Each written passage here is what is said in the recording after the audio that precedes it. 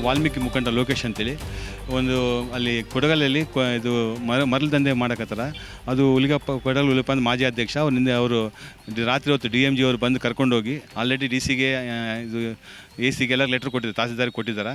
ಅದು ಮರಳು ದಂಧೆ ಹಂಗೆ ಕಂಟಿನ್ಯೂ ಕಲ್ತಾನ KGF ಫಿಲ್ಮ್ ಥರ ನಡೆಯಕತ್ತೆ. ಅದು ಬಂದ್ ಮಾಡಿರಿ ಅಂತ ಹುಲಿಗಪ್ಪ ರಾತ್ರಿ ಹೊತ್ತು DMG ಬಂದು ನವೀನು ಎಲ್ಲ ಬಂದು ಕರ್ಕೊಂಡು ಹೋಗಿದ್ದಾರೆ. ಅಲ್ಲಿ ಹಳ್ಳಿ ಆಗಿದೆ. ಒಂದು 40 ಜನ ಸೇರಿ ಮರಳು ದಂಧೆ ಮಾಡೋ ಎಲ್ಲ ಮಣ್ಣು ಕಳ್ತನ ಮಾಡಿದವರು ಎಲ್ಲ ತಗೊಂಬಂದು ಎಲ್ಲ ಬಡಿದಾರೆ. ಹುಲಿಗಪ್ಪ ಅಂಬರು ಮಾಜಿ ಅಧ್ಯಕ್ಷ, ಮಾಜಿ APMC ಉಪಾಧ್ಯಕ್ಷ ಅವರು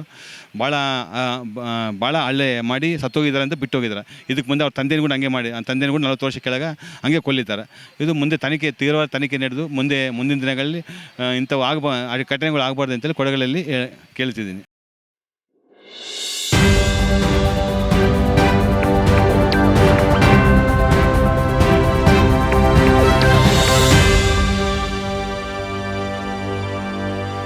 ಹಿಂಗೆ 15 ಜನ ಮೇಲೆ SP ಮರಳು ದಂಧೆ ಮಾಡಿ SP ಅವ್ರು ಕಂಪ್ಲೇಂಟ್ ಕೊಟ್ಟಿದ್ದೀವಿ.